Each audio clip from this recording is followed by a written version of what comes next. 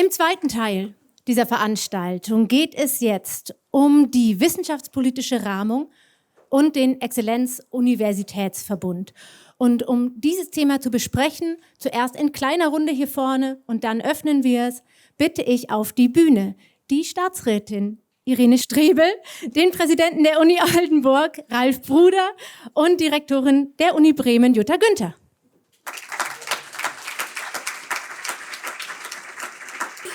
Wunderbar. Wir haben vorher abgesprochen. Mikro, sehr gut, danke.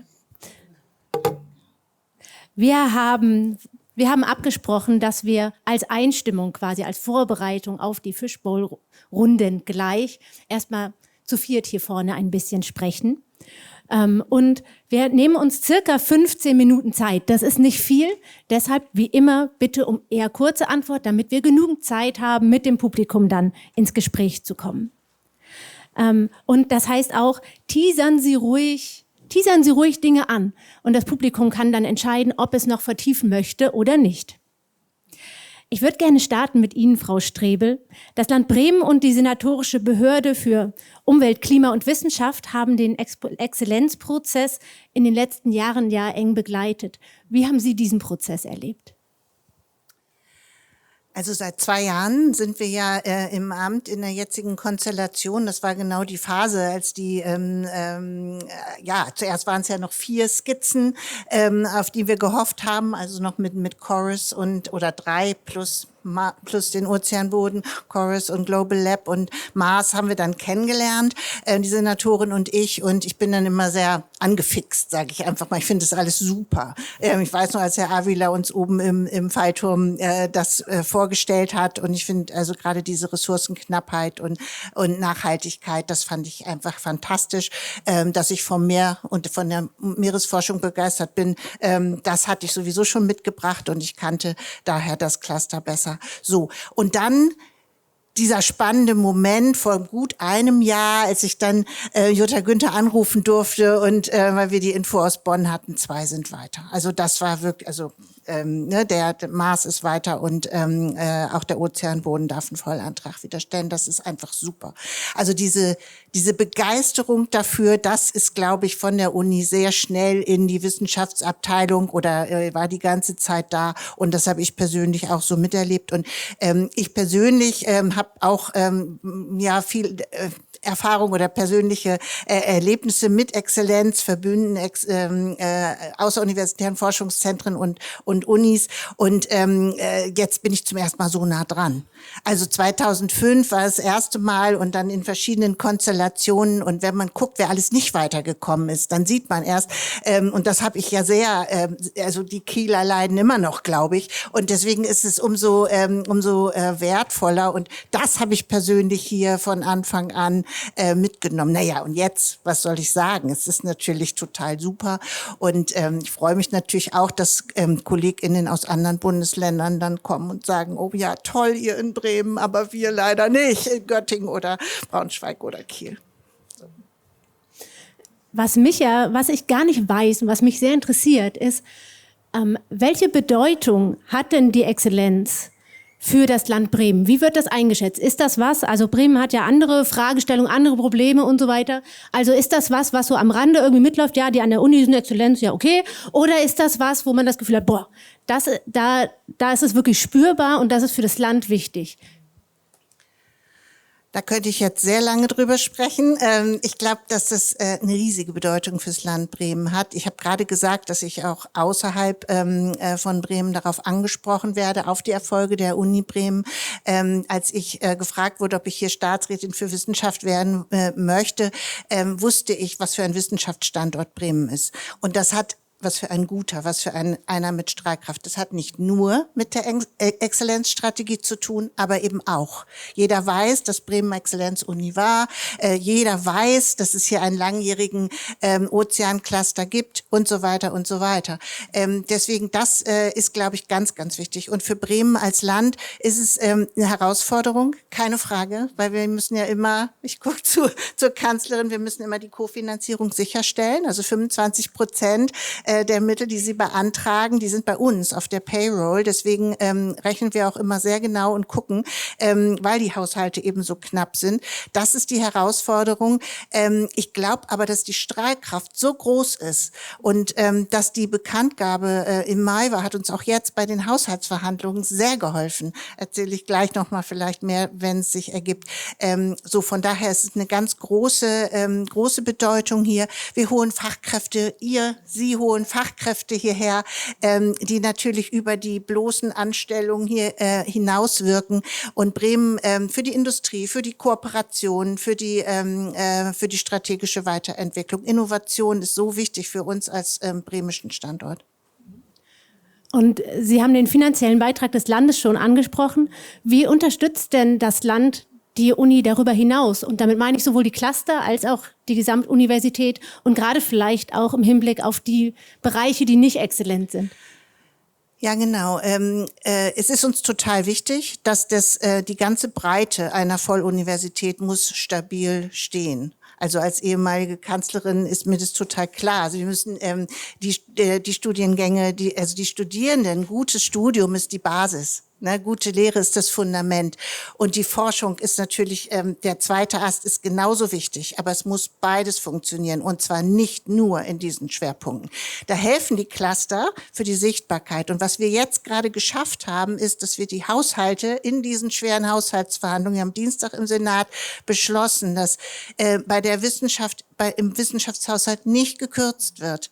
Das ist gar nicht so einfach gewesen, weil wir natürlich steigende Kosten haben, nicht nur die Tarifsteigerungen, sondern auch Energiekosten und die Steigerungen im Pakt für Forschung und Innovation und so weiter und so weiter. Wir haben das geschafft, dass die Haushalte auch der landesfinanzierten Einrichtungen überrollt werden können. Das ist natürlich nicht das, was wir wünschen uns viel mehr. Aber wenn man in andere Bundesländer guckt und auch in die außeruniversitären Forschungszentren, dann sieht man, das ist ein Erfolg. Und das versuchen wir zu tun für Bremen, dass wir transportieren, was tut die Wissenschaft für Bremen, für die gesamte Gesellschaft und Wirtschaft in Bremen und das dann eben auch finanziell zu untermauern.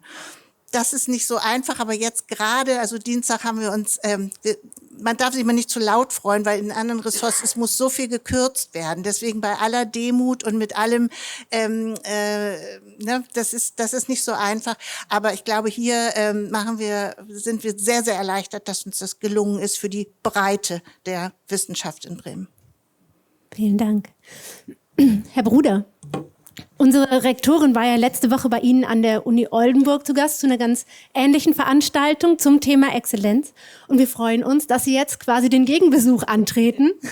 Vielleicht noch nicht alle kennen Sie vielleicht und die Uni Oldenburg. Wir haben vorher schon gequatscht. Ich würde Sie bitten, sich in 2 Minuten einmal selber und die Universität Oldenburg kurz vorzustellen. Was macht sie aus? Was macht sie besonders?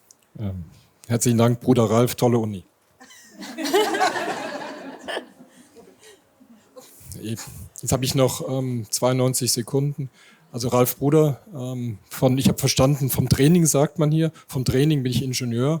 War vor meiner Amtszeit hier in Oldenburg, war ich an der TU Darmstadt Vizepräsident für Studium, Lehre und wissenschaftlichen Nachwuchs und bin seit August 2021 Präsident der Karl-von-Ossietzky-Universität und da hat Bremen was mit zu tun.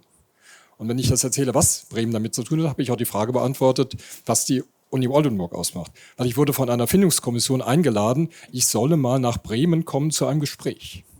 Und bei diesem Gespräch hat sich eine Findungskommission mir vorgestellt, nicht umgekehrt. Und diese Findungskommission hat die Uni Oldenburg beschrieben und ich kannte sie vorher gar nicht, ganz ehrlich, also relativ wenig. Und ich bin nach Hause gekommen und habe gesagt, ich glaube, es wird Oldenburg. Weil was da passiert ist, da saß eine Gruppe und die hat von Herzen von ihrer Universität berichtet. Die waren ganz eng verbunden. Die haben aus unterschiedlichen Statusgruppen ihre Universität beschrieben und haben beschrieben, was man inhaltlich macht und haben beschrieben, dass man Dinge anders machen möchte und haben beschrieben, dass man sowohl Lehramt ernst nimmt, als auch Forschung ernst nimmt und haben Themen beschrieben, wo ich gesagt habe, das sind genau die richtigen Themen. Und das macht unsere Unis aus. Nicht nur Oldenburg, das ist genau das, was die Reformunis sich vorgenommen haben. Was die Besonderheit ist, aber unserer Universitäten, dass wir im Exzellenzwettbewerb mitspielen. So, das habe ich allen erzählt, das ist so gut, warum weiß ich das nicht, wenn ich in Darmstadt bin? Warum wissen das nicht viel mehr Leute? So, das war die Motivation zu kommen und das macht, glaube ich, Oldenburg genauso wie Bremen aus, dass wir richtig gut sind und das zeigen wir jetzt auch in diesem Wettbewerb und man braucht auch solche Ansätze, die wir haben.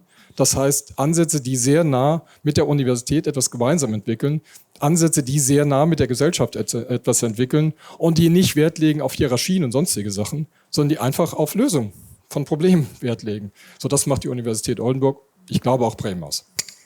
Jutta, Günther, was denken Sie dazu? Was passt da zusammen? Da passt auf jeden Fall eigentlich fast so gut wie alles zusammen, weil Ralf Bruder hat es schon gesagt, 2 Reformuniversitäten, die in einer Zeit aufgebaut wurden, die eine ganz andere war, die sich weiterentwickelt haben, jetzt in der Exzellenz mitspielen, aber nicht Exzellenz um der Exzellenz willen, sondern sehr starke Forschung, um gesellschaftliche Verantwortung zu übernehmen und etwas zu tun, was der Gesellschaft dient. Und das ist auch das, was wir jetzt auch in Vorbereitung auf den Exzellenz-Universitätsantrag sehr stark machen, dass es uns nicht um Exzellenz um der Exzellenz willen geht und dass wir 2 sehr kreative und reformorientierte Universitäten weiterhin sind, dass dieser Reform-Spirit immer noch sehr stark ist und dass wir den auch in die Zukunft tragen möchten und damit auch innovative und ganz neue Wege gehen möchten, soweit das möglich ist und vermittelbar ist und in so einen Antrag alles reinpasst. Aber diese Chance möchten wir nutzen und das verbindet die beiden Universitäten so stark. Ich könnte jetzt auch noch sagen, wie lange wir schon Kooperationsverträge haben und was wir alles an tollen Projekten schon gemeinsam haben. Aber die Basis für all das, was im Kooperationsvertrag drin steht, ist der gemeinsame Spirit und den möchten wir auch ein bisschen weitertragen und da brauchen wir sie alle. Anders als bei den Clustern, wo jetzt klar ist, die waren erfolgreich, ist es ja so, dass mit dem Exzellenz-Universitätswettbewerb, da sind wir jetzt mittendrin in der Antragstellung. Holen Sie uns da doch noch mal ab. An welchem Punkt sind wir? Also was ist schon passiert? Und wie geht's weiter? Wo sind wir jetzt? Ja. Wir sind jetzt unter Hochdruck dabei, den Exzellenz-Universitätsantrag vorzubereiten. Der nächste Schritt ist, dass wir eine sogenannte Absichtserklärung abgeben müssen. Das müssen wir nächste Woche machen. Da muss schon mal kurz skizziert sein, wer wir sind, was wir in der Forschung machen, wo wir stark sind, was uns verbindet, was in Oldenburg speziell ist, was bei uns speziell ist, was uns noch nicht verbindet. All das müssen wir dort skizzieren. Und das ist eine riesengroße Aufgabe, weil man hat dann immer 2000 Zeichen für das eine und 1200 Zeichen für das andere und so weiter. Aber daran schrauben wir und das ist dann auch so ein bisschen die Architektur schon für den Vollantrag, den wir dann im November abgeben müssen. Und was ich jetzt eben schon so als gemeinsamen Spirit beschrieben habe, die gesellschaftliche Verantwortung im Vordergrund, auch Nachhaltigkeit, ein wichtiger Aspekt an beiden Universitäten, auch als gesamtuniversitäre Strategieprozesse. Das alles gießen wir da rein, auch in konkrete Ziele, die kreative, unkonventionelle Forschung voranbringen sollen. Deshalb habe ich mich eben auch sehr über die Frage gefreut, was verbindet denn hier die beiden Cluster? Da geht man sofort in so einen kreativen Prozess. Was haben wir denn noch nicht ausgeschöpft? Wo können wir denn noch mal komplett was ganz anders denken, als wir das bisher getan haben? Das soll da stark gemacht werden. Und das alles muss aufgeschrieben werden. Gar nicht so einfach. Viele Leute schreiben mit. Viele Leute müssen mitgenommen werden. Wir versuchen da unser Bestes. Und diese Skizze, die wir jetzt einreichen oder diese Absichtserklärung, soll der DFG helfen, die richtigen Gutachtenden zu finden, die dann nächstes Jahr im Frühsommer hierher kommen und uns begutachten, uns ganz viele Fragen stellen werden und die einfach auch erfahren wollen, ob wir das ernst meinen, was wir da aufgeschrieben haben. Und das ist der Prozess, in dem wir stecken. Manchmal möchte man verzweifeln, dann ist man wieder da, dass man sagt, das ist alles super. Sie kennen das alle, wenn Sie Anträge, Hausarbeiten, Abschlussarbeiten und sowas schreiben. Es geht uns nicht anders als vielen anderen in der Universität, was das betrifft. Es klang ja jetzt eben schon so ein bisschen an, dass neben den ganz pragmatischen Sachen, die es da unbedingt zu tun gibt, dass es auch darum geht zu gucken, was verbindet uns. muss ich mir das so vorstellen, dass man dann auch irgendwie so eine Art gemeinsame Vision entwickelt? Und falls das so ist, was sind die 1, 2 Aspekte, wo Sie sagen würden, jetzt nochmal Frage an Sie beide, was ist es, was da auf jeden Fall mit einfließen sollte? Als wir angefangen haben mit diesem ganzen Thema, haben wir mehrere Sitzungen nur damit zugebracht, gar nicht mal über konkrete Inhalte zu sprechen, sondern da ging es tatsächlich zu schauen, passt das zusammen von Vision, passt das zusammen von der Wertehaltung, passt das zusammen mit dem, was man sich vornimmt. Das ist mindestens so wichtig, wie gleich in Antragsdetails einzusteigen. Und was uns, glaube ich, wirklich beide jetzt als Person, aber auch im Rektorat und Präsidium umgetrieben hat, ist zu sagen, wir leben in einer Welt, wo Menschen meinen, dass sie in ihre jeweiligen Egoismen zurechtkommen. Als Person, als Staaten, als Organisationseinheiten. Und völlig die Lösung von Problemen zur Seite schieben. Das interessiert nicht mehr. Es interessiert der eigene Egoismus. Und da muss man eine Gegenposition setzen. Es muss wieder um die Lösung von Problemen gehen. Und das heißt, übertrieben weitergedacht ist, eigentlich sind die Organisationsinteressen nicht mehr im Vordergrund.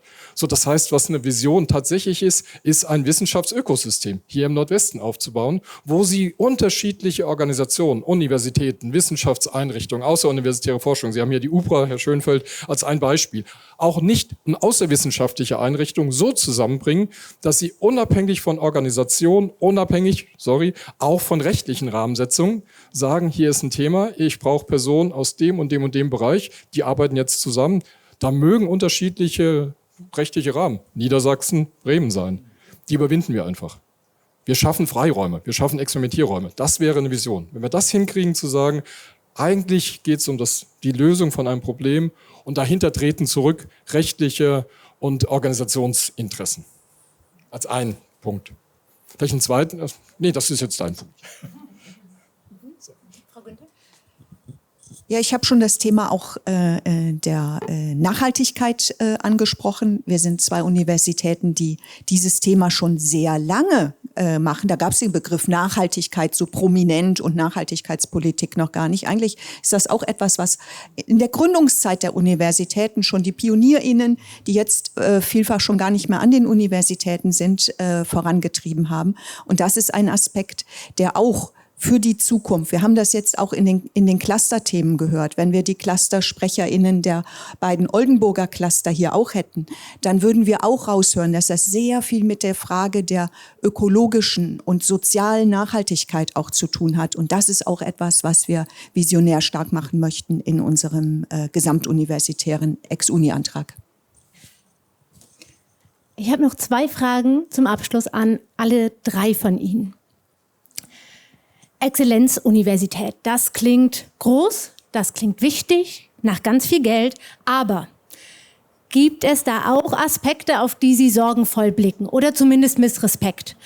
Also welche Herausforderungen kann auch eine Exzellenz vielleicht nicht lösen? Frau Strebel, zuerst an Sie.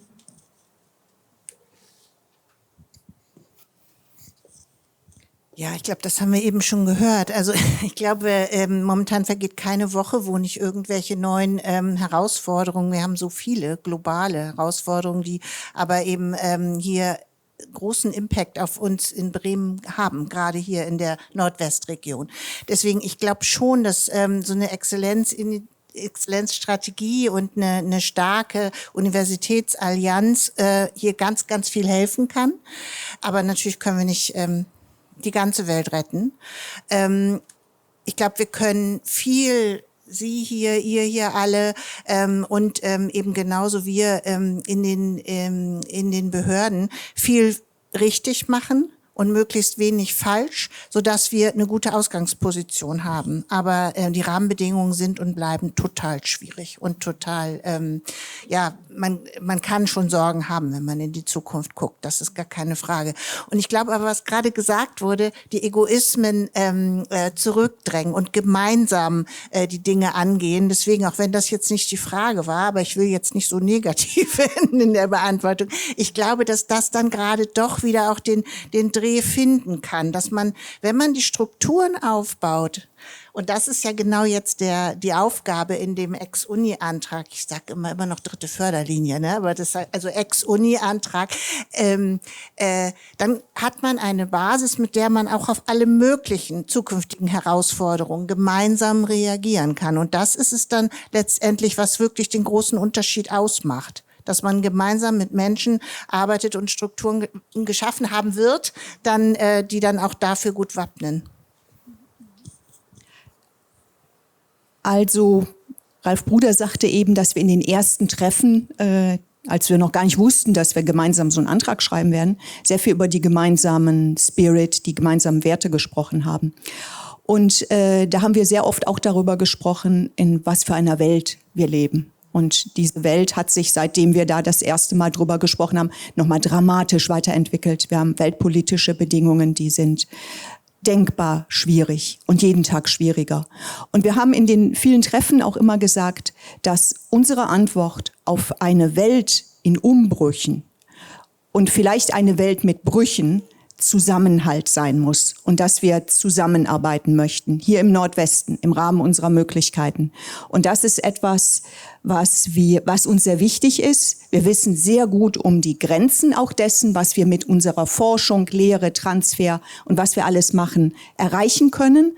Aber wir möchten unbedingt auf die Zusammenarbeit und den Zusammenhalt hier im Nordwesten in den Wissenschaftseinrichtungen und mit den uns umgebenden Einrichtungen auch außerhalb der Wissenschaft eng zusammenarbeiten.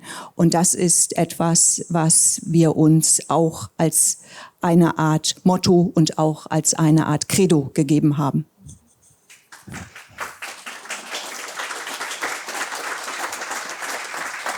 Ja, ganz herzlich. Ich will doch, so ehrlich muss man auch sein. Ich glaube, Sie haben es ja auch angesprochen, Budgetverhandlungen der Länder. Auf der einen Seite reden wir über Exzellenz, auf der anderen Seite haben wir einen Sanierungsstau von mehreren 100 Millionen. Also das ist das, was passiert. Auch die Studierenden fragen völlig zu Recht. Also jetzt redet ihr über Exzellenzmillionen und was ist jetzt hier mit unseren Studienbedingungen? Was ist mit der Grundfinanzierung? Man muss immer sagen, wenn Sie einfach mal sich anschauen, mit welcher Anzahl von Professuren, das nur als eine Kennziffer, die beiden Unis ins Rennen gegangen sind und vergleichen Sie das mit den anderen. Ja, also in Oldenburg reden Sie von 260 Professuren und 3 Clustern. Und wir vergleichen uns mit Unis wie Berlin und anderen, oder Hamburg, 4 Cluster, 700 Professuren. Also einfach nur, und das ist nur die Professuren, ich rede nicht über den Mittelbau. So, ich glaube, das ist die Diskussion, wenn wir jetzt sagen, toller Wettbewerb, aber wir brauchen natürlich auch, und das weiß jedes Land, die Grundfinanzierungsdiskussion. Das wird nicht ohne das andere gehen. Wir dürfen nicht jetzt blauäugig nur in Exzellenz rennen, ohne darüber auch zu diskutieren, wie schaffen wir eine Nachhaltigkeit, unsere Unis in dieser Art von Liga, in die wir dann auch eintreten, zu halten. Also das ist eine echte Herausforderung. Wir spielen jetzt echt Champions League, aber sind von der Ausstattung her, ich sage mal, wir sind New Kids on the Block, wir kommen auf den Platz und alle gucken, was ist das denn jetzt hier? Wir wollen da und können da mitspielen, aber wir müssen es auch abgesichert bekommen. Das ist eine echte Herausforderung. Vielen, vielen Dank bis hierhin. Es geht gleich los mit der Fischbau-Diskussion. Stimmen Sie sich schon darauf ein? Vorher aber noch eine letzte Frage, nämlich an Sie. Auch in Einstimmung auf die Fischbau-Diskussion. Weil es heißt ja nicht nur, dass Sie Fragen stellen und hier geantwortet wird. Vielleicht ist es auch interessant, in so einem Gespräch den Spieß auch mal umzudrehen. Deswegen die Frage an Sie. Was würde Sie denn interessieren, mit der hier anwesenden Universitätsöffentlichkeit zu besprechen? Welche Themen, welche Fragen interessieren Sie? Vielleicht machen wir es ganz konkret und machen quasi einen Mini-Abschluss mit, welche konkrete Frage möchten Sie einmal in den Raum werfen, mit bitte dann auch, dass in der Fishbowl-Runde Kommentare dazu gerne kommen dürfen. Welche konkrete Frage haben Sie an die Menschen hier? Dann möchte vielleicht Herr Bruder anfangen, oder? Ja. Meine Frage an Sie ist, was verstehen Sie unter Exzellenz? Meine Frage wäre vielleicht sowas wie, können Sie sich damit identifizieren? Haben Sie ein Wir-Gefühl der Uni, wenn so wie ich jetzt sage, ich habe mich total gefreut, haben Sie sich auch total gefreut für Ihre Uni über die bisherigen Erfolge? Meine Frage an Sie ist, was wünschen Sie sich von einem Verbund zwischen den beiden Universitäten? Was soll das möglich machen, was bisher nicht möglich ist? Darüber können Sie sich jetzt also Gedanken machen, auch über Fragen. Sie können gerne hier vorne bleiben und wir bauen um Sie drumherum einmal um.